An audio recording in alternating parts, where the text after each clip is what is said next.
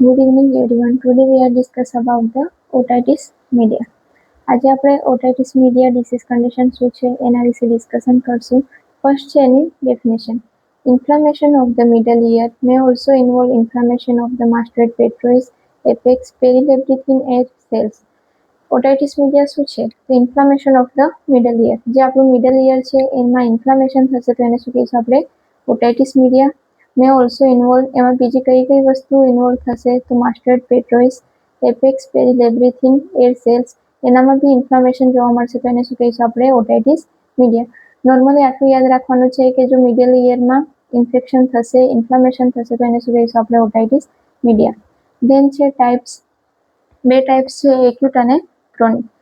એક્યુટનો meaning થાય છે short duration માટે અને ક્રોનિકનો મિનિંગ થાય છે લોંગ ડ્યુરેશન માટે. ફર્સ્ટ છે એક્યુટ ઓટાઇટિસ મીડિયા.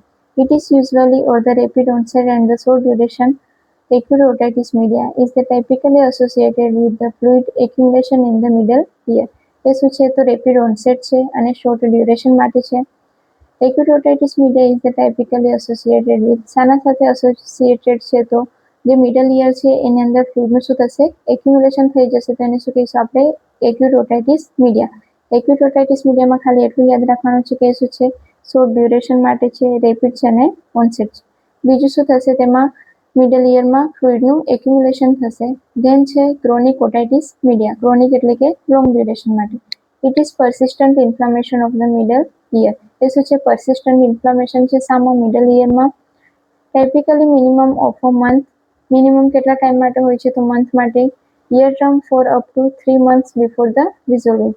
બીજું કે જે ઇયર ડ્રમ છે એની અંદર બી જોવા મળે છે 3 months બિફોર ધ રિઝોલ્વિંગ. જે રિઝોલ્વિંગ થાય છે એના 3 મહિના પહેલા. પછી છે એની ઇટિયોલોજી. ઇટિયોલોજી એટલે કે કયા કારણો છે? એજ સૌથી પહેલું છે age common among the children due to the shorter eustachian tube. Age ગ્રુપમાં બી પાછું અલગ છે. કોનામાં જોવા મળશે? ચિલ્ડ્રનમાં.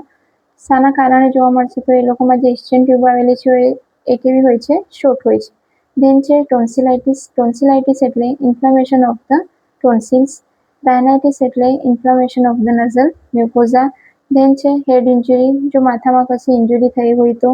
પછી છે પ્રીમેચ્યોર બર્થ. 40 વીક્સ પહેલા જો ડિલિવરી થઈ જતી હોય, જો બેબીનું બોર્ન થઈ જતું હોય તો તેને શું કહીશું આપણે? Premature birth. પછી છે નોટ બીઇંગ બ્રેસ્ટ ફીડિંગ. જો કોઈ બેબી બ્રેસ્ટ ફીડિંગ નહીં કરતું હોય તો. પછી છે bottle feeding while lying down. જે નાના બેબી છે તેને આપણે બોટલ ફીડિંગ કરાવીએ છીએ સૂતા તો તે લોકોમાં બી જોવા મળે છે. ધેન છે એના સાઇન એન્ડ સિમ્ટમ્સ. સૌથી પહેલું છે ઓટોરિયા. ઓટોરિયા એટલે કે ડિસ્ચાર્જ ફ્રોમ ધ ઇયર. પછી છે otalgia, pain in the ear. આ ટર્મિનોલોજી છે. ફર્સ્ટ છે ઓટોરિયા એટલે discharge from the ear. Otalgia એટલે pain in the ear. Then છે રાયનાઇટિસ, બેલેન્સ પ્રોબ્લેમ. બીજું શું જોવા મળશે? બેલેન્સ પ્રોબ્લેમ જોવા મળશે. ડીપનેસ જોવા મળશે. Fluid draining from the ear. બીજું શું જોવા મળશે? ફ્લુઇડનું ડ્રેનેજ જોવા મળશે. ક્યાંથી? તો ઇયરમાંથી. પછી છે સ્લીપ ડિસ્ટર્બન્સ.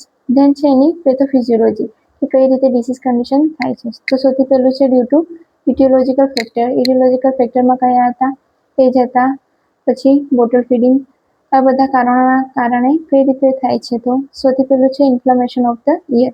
એ બધા કારણોના લીધે શું થશે? આપણા મિડલ ઇયરમાં ઇન્ફ્લામેશન થશે. ઇન્ફ્લામેશન થવાના કારણે શું જોવા મળશે? પસનું ફોર્મેશન. પસનું ફોર્મેશન થશે એના કારણે ત્યાં શું જોવા મળશે આપણને? એડિમા. એડિમાના કારણે ટિમ્પેનિક મેમ્બ્રેન જે આવેલું છે તેમાં બી ડેમેજ થશે. એ ડેમેજ થવાના કારણે શું જોવા મળશે? Hearing loss. હિયરિંગ લોસ થશે અને લાસ્ટમાં કઈ ડિસીઝ કન્ડિશન થશે? Otitis media. પછી છે ડાયગ્નોસ્ટિક ઇવેલ્યુએશન. સૌથી પહેલા આપણે શું કરશું? પેશન્ટની હિસ્ટ્રી કલેક્શન કરશું. પછી છે ફિઝિકલ એક્ઝામિનેશન. ધેન છે ઓટોસ્કોપી. ઓટોસ્કોપી એટલે કે આપણે શું કરશું? ઇયરનું વિઝ્યુઅલ એક્ઝામિનેશન કરશું. પછી છે ઓડિયોમેટ્રી. ઓડિયોમેટ્રી શાના માટે કરશું? તો જે બી પેશન્ટ છે એની હિયરિંગ કેપેસિટી કેવી છે એ જાણવા માટે. પછી છે ટિમ્પેનોમેટ્રી, હિયરિંગ ટેસ્ટ અને બ્લડ ટેસ્ટ. ધેન છે એના કોમ્પ્લિકેશન. તો જે ઇન્ટ્રાટેમ્પોરલ ઇન્ફેક્શન છે તેમાં કયા જોવા મળશે? તો ફેશિયલ નર્વ પાલ્સી.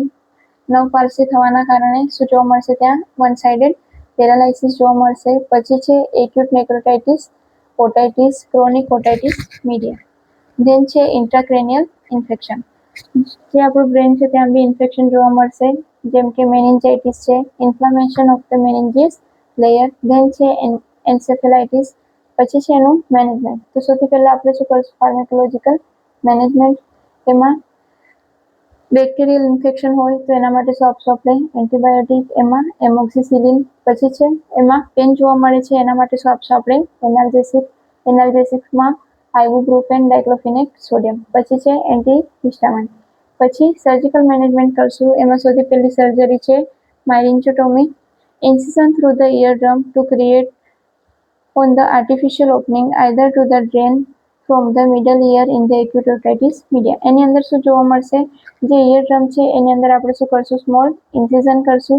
એ ઇન્સિઝનના કારણે શું થશે, આર્ટિફિશિયલ ઓપનિંગમાંથી શું કરશું, જે બી પસનું કલેક્શન થયું છે તેને આપણે મિડલ ઇયરમાંથી બહાર કાઢી દઈશું. ધેન છે tympanotomy, a surgical operation to allow access to the ossicles. એમાં શું કરવામાં આવશે, સર્જિકલ ઓપરેશન કરવામાં આવે છે. It is usually perform by the using around the eardrum and the turnings. એ ક્યાં કરવામાં આવે છે, તો ઇયરડ્રમ અને ટર્નિંગ્સની આજુબાજુ. પછી છે tympanoplasty, surgical repair of the tympanic membrane. Tympanic membrane બી ડેમેજ થતું હતું, તેમાં શું કરીશું, આપણે સર્જિકલ રિપેર કરશું. Surgical repair of the perforated eardrum by the grafting. પછી જે ઇયરડ્રમ છે ત્યાં તેમાં શું જોવા મળે છે, પરફોરેશન જોવા મળે છે, તો એને બી રિપેર કરશું. કોના થ્રુ, તો ગ્રાફ્ટિંગ થ્રુ. પછી આપણું છે નર્સિંગ મેનેજમેન્ટ. નર્સિંગ મેનેજમેન્ટમાં છે નર્સિંગ ડાયગ્નોસિસ. સૌથી પહેલું ડાયગ્નોસિસ છે acute pain related to the inflammation of the ear. ઇયરમાં ઇન્ફ્લામેશન થાય છે એના કારણે શું જોવા મળે છે, એક્યુટ પેન. પછી સેકન્ડ છે impaired verbal communication related to effects of the hearing loss. અહીં મેં એરો કર્યો છે, એનો મિનિંગ છે કે રિલેટેડ ટુ, એમાં શું જોવા મળશે, વર્બલ કોમ્યુનિકેશન જોવા મળશે. એ કેવું હશે, ઇમ્પેર્ડ હશે. કોના કારણે, તો effects of the hearing loss. પેશન્ટમાં હિયરિંગ લોસ થઈ ગયું છે એના કારણે જે એનું વર્બલ કોમ્યુનિકેશન છે એમાં ઇમ્પેરમેન્ટ જોવા મળશે. પછી છે risk for the ઇન્જુરી related to hearing loss, decrease the visual activity.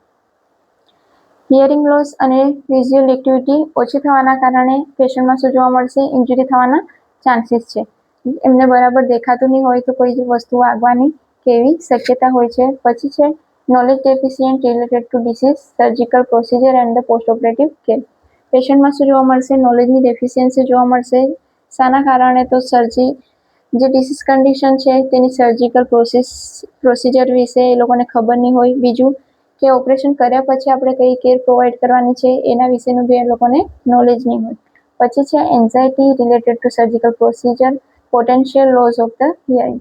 પછી શું છે, પેશન્ટમાં એન્ઝાયટી જોવા મળશે. કોના કારણે, તો સર્જિકલ પ્રોસિજર પછી હિયરિંગ લોસ જોવા મળે છે, તેના કારણે પેશન્ટમાં શું જોવા મળશે, anxiety. Thank you so much for the watching.